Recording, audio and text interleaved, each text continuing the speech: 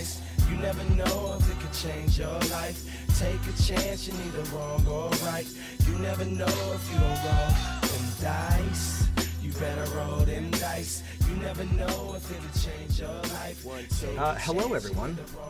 Welcome to another episode of Dungeon Master of None. Rob here, doing a solo episode. I'm going to be talking about a book that is more relevant to me. I'm going to be talking about Skullport Dragon Swindle by Alex Clippinger. Sent us a review copy. It is now out in full. I'll provide a link in the show description, but I wanted to go over this one because I've run Waterdeep Dragon Heist, and I am currently, at least in part, running Dungeon of the Mad Mage, so this is particularly relevant to me. Matt hasn't run either of those, so I wanted to talk about it. So this is going to be a little short one, but Alex was kind enough to send us a review copy, and I have already integrated a bunch of these ideas into my campaigns, and I'm really excited by this book. I think it's a really cool idea, and so I wanted to do a little bit of a review. So in order for you to really get what this is about and get the value out of it, this is a hack of Waterdeep Dragon Heist, sort of a reskin. So if you have not run Waterdeep Dragon Heist, if you're not interested in it, if you're not really interested in the setting at all, you can probably skip this one, but this one's going to be a little bit short because I want to cover this without doing any spoilers. And, if you haven't done either Waterdeep Dragon Heist or are familiar with the subject matter, I want you to be able to listen to this and get a sense for what it is. So hopefully it's interesting and perhaps tantalizing, and you should definitely check it out yourself if you're interested. So here we go. This is a super useful book if you are, in my opinion, if you're running anything in Waterdeep, if you are going to go to Skullport as part of your Dungeon of the Mad Mage adventure. And I'm going to talk about why that's particularly valuable. But what it's most useful for is if you want to run a little bit of a different type of Waterdeep Dragon Heist campaign. And especially if you want to run a evil or morally gray campaign. If Waterdeep Dragon Heist sort of assumes that you're going to ally with the forces of, if not, good, at least order. And so Skullport gives you the option to basically play the same adventure, but with a whole new set of NPCs, factions, and it sort of shifts the moral center a little bit, which is, I think, really neat. So let's get down to nuts and bolts. So to be clear, and this is according to the author himself, you do, and I agree, definitely need Waterdeep Dragon Heist to run this. It provides you a lot of tools to adjust the original setting of the campaign book Waterdeep Dragon Heist, but you're going to need the original. So this is sort of an add-on, but you can't really, it's your standard expansion pack. You can't play Brood War without the original StarCraft, so just bear that in mind. You don't need Dungeon of the Mad Mage for this. Dungeon of the Mad Mage, if you haven't read through it, does include a section on Skullport. It is brief. And one of the great things about this book is that it provides you a much more thorough explanation of and list of locations and a gazetteer of sort for Skullport, which is really, really handy. So with that in mind, that's really all you need to get started. This is meant to be a change of maybe you've run Waterdeep Dragon Heist, or maybe you like the idea, but you're not really sold on the specifics. This really gives you a lot to work with. So initially, what you're getting is, all of the same chapters and story beats from Waterdeep Dragon Heist are there. They've just been adjusted to take place in Skullport. And if you're not familiar, Skullport is a secret pirate underground port located in Undermountain, and you can get there a number of different ways. It's secret. It is run by a bunch of ancient flame skulls put there by Hallister Blackcloak way back in the day. Actually, that might not be true. They're there. They're fireballs. They're fire skulls. and they sort of run the town. It's full of criminals and drow and all sorts of good folks. So it's an interesting and different place. It hasn't been elaborated on a ton in 5th edition. Like I said, it's there's a section on it in Dungeon of the Mad Mage, but it's really just sort of peripheral. So this will give you all the tools you need to actually go there and run a campaign there. So just like Waterdeep Dragon Heist, you've got a set of villains, and in Dragon Heist there's your standard Xanathar, evil mage, beholder, drow, rogue types, and the ones that have been added for Skullport are appropriate to the setting. There's a scum lord, an ancient aboleth, which I love aboleths. There's a insane mage, a rag mage, and then this is really interesting. This is one of my favorite things.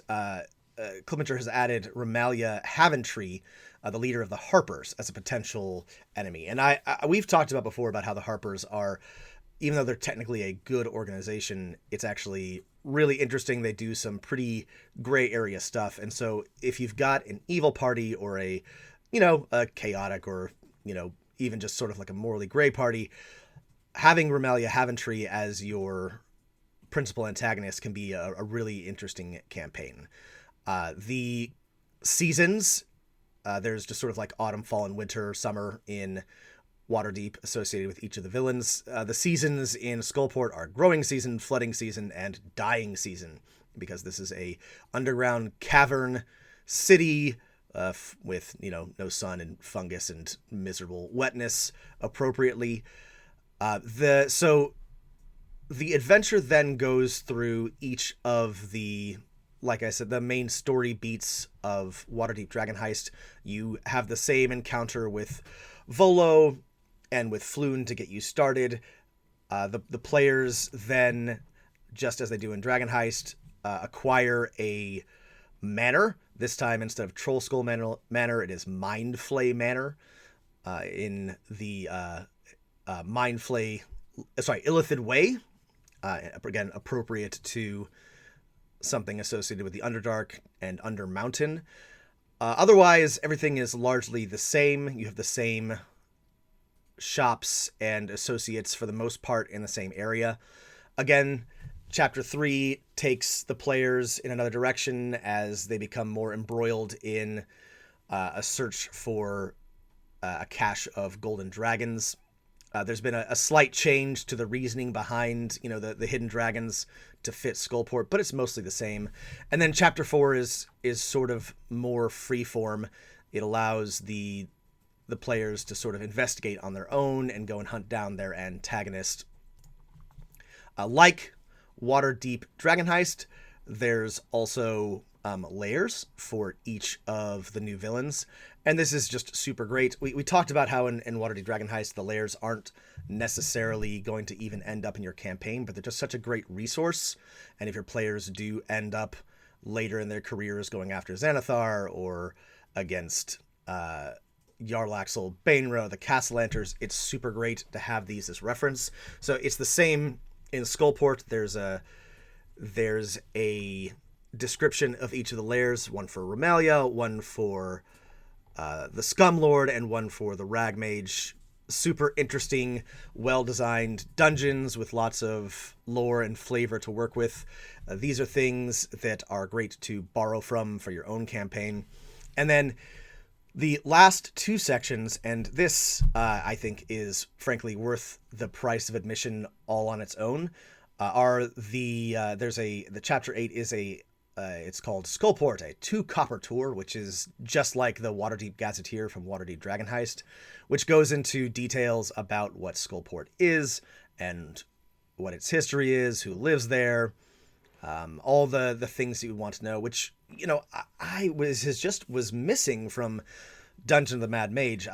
It was always so strange to me that they included it without really explaining what was there, and that gives the DM a lot of opportunity to investigate and expand for themselves, but it also leaves a lot of questions unanswered. So Klippinger has done a lot of work here to expand on the history and the personage and sort of the flavor and idea of Skullport. Klippinger has divided Skullport into 3 separate levels. There's lower, a middle, and an upper level, and just added a ton more locations and NPCs. This, I think, if you are going to send your players, or if they want to go to Skullport as part of Dungeon of the Mad Mage, or if perhaps their Waterdeep Dragon Heist adventure or something after Waterdeep Dragon Heist takes them there, I think it's just really essential. Like I said, you could... This alone is worth picking up the book if you're at all interested in Skullport. Klippinger has added just a bunch of stuff. There are maps. There are more detailed descriptions of how to get there and how to get out. And then there is a appendix of monsters and NPCs, which includes some really, really good and interesting enemies and NPCs.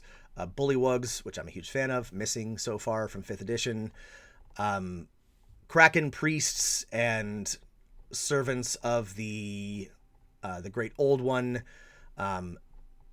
Sea Spawn and Scum. If you are looking for some Lovecraftian inspiration, and if you are looking to throw some sort of aboleth into your campaign, this is a great resource to draw from. This would be potentially very helpful if you were running a Ghosts of Saltmarsh campaign, especially as you get to the later chapters, which involve more Krakens and aboleths and sea scum and awful monstrosities from the deep. There's just a bunch of good stuff here and good ideas. So I'm a huge fan of this book. Like I've said, I'm running a Dungeon of the Mad Mage, or at least in part, campaign, and was just absolutely lost about Skullport. So this has been a big help for me. So my biggest recommendation is that if you are running anything that involves Skullport or Dungeon of the Mad Mage, and really if you are operating in and out of Waterdeep, but especially if you're doing that or a Ghost of Saltmarsh campaign and you're looking for another location or for something to expand upon, something to add some flavor and depth to your campaign, this is a really, really excellent resource. It's obviously most useful, right, specifically if you're going to just transport the main campaign of Waterdeep Dragon Heist into a different setting, but it's honestly like a really great and useful book. We had Alex Klippinger on in a previous episode. We're big fans of his work. He does a lot of really great third-party stuff. So if you're at all interested in Skullport, if you're running a pirate campaign, if you're doing Waterdeep Dragon Heist, or you're thinking about it and you want to mix it up a little bit, if you are looking for some new factions for any of your Waterdeep campaigns, or any of, you're just really anything on the Sword Coast, take a look at this. We'll have a link in the description. Thanks again to Alex for sharing this with us. Sorry it took us so many months to get around to review, but 2 tentacly thumbs up to Skullport, Dragon Swindle. Great book. Take a look. And thanks everyone for listening, and keep rolling the dice.